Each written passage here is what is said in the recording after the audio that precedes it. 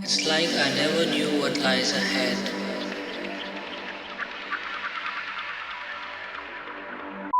Ciao a tutti!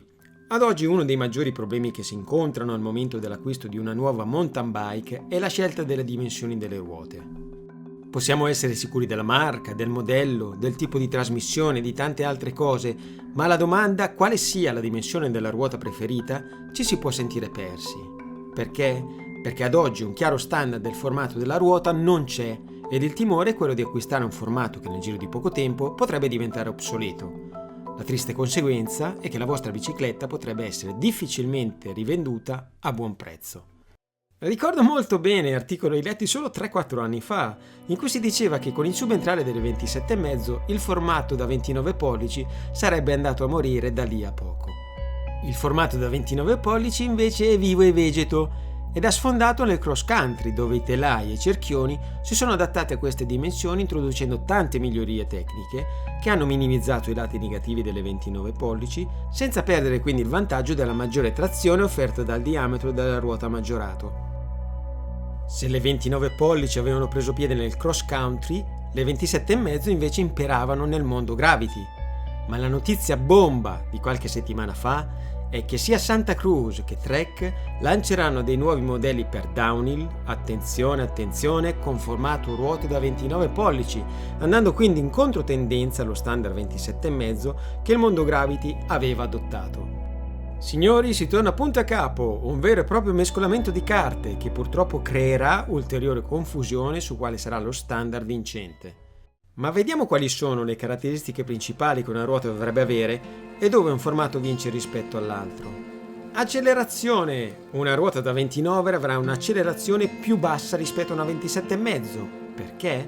Perché le leggi della fisica dicono che la massa rotante per un diametro maggiore richiede più energia e tempo per arrivare a una determinata velocità. Se quindi stiamo percorrendo un terreno tecnico che richiede brevi esplosioni di velocità, allora una ruota da 27,5 sarebbe più ideale. Trazione! Ruote con diametri più grandi hanno un'area maggiore di contatto al terreno. Più grande è la zona di contatto e migliore la trazione.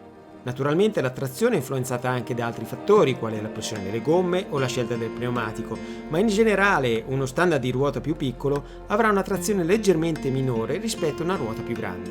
Angolo d'attacco. Una ruota più grande diminuisce l'angolo d'attacco. Ciò significa che le ruote più grandi fanno sembrare gli ostacoli più piccoli. Le 29 quindi hanno un vantaggio sui sentieri tecnici, con sezioni molto rocciose o piene di radici. Il peso? Qui c'è poco da dire.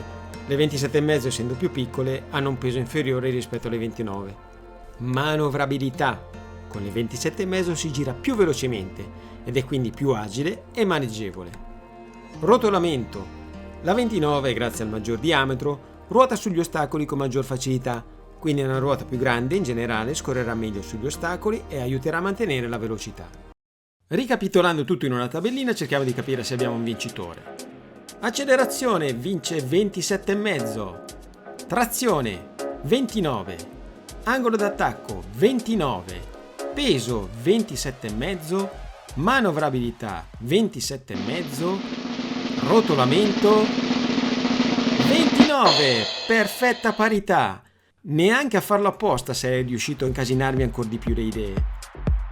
Anche navigando sui siti ufficiali delle case produttrici si possono trovare informazioni utili. Per esempio, sul sito della Trek c'è una pagina dedicata sull'argomento del diametro delle ruote. E qui si può leggere che la scelta del diametro deve basarsi sullo stile di guida del rider e di tipi di percorsi che si frequentano di più. Ho sentito spesso argomentazioni rispetto all'abbinamento del diametro della ruota in base alla statura. In effetti ci sono alcuni produttori che tendono a suggerire alle stature più alte le ruote di diametro maggiore, ma questo concetto è un errore perché il diametro della ruota influisce sullo stile di guida e sul modo di guidare la bici. Un biker alto 1,90 potrebbe preferire la reattività di una 27,5, mentre un biker alto 1,60 invece potrebbe apprezzare i benefici che le 29 offrono in termini di stabilità. Certo, esteticamente le 29 si abbinano meglio a persone più alte, ma questa è una considerazione puramente soggettiva. Una bici deve essere sì bella, ma soprattutto deve piacere quando la si guida. Cosa succederà in futuro? Difficile a dirsi. Penso che parecchi occhi saranno puntati sui risultati di Coppa del Mondo di Downhill per vedere se le nuove biciclette che adotteranno lo standard da 29 pollici saranno performanti e vincenti. Se fate parte del mondo della mountain bike già da un po', sapete bene che questo è un mondo in continua evoluzione, dove le migliorie tecniche vengono introdotte quotidianamente a tutti i livelli, partendo dai telai e finendo alla componentistica. Il problema, come detto, è che ad oggi non c'è una chiara direzione su quale sia lo standard dominante o che dominerà tra 27,5 e 29. Tenete sempre presente comunque che leggere articoli e guardare video può essere utile, ma non è mai come provare una bici. Quindi prima di ogni acquisto cercate sempre, se possibile, di provare la bicicletta. Come sempre sentitevi liberi di commentare e riportare le vostre esperienze. Questo è un canale dove lo scambio di opinioni deve essere aperto e spero utile per tutti. E con questo vi saluto, ciao e alla prossima!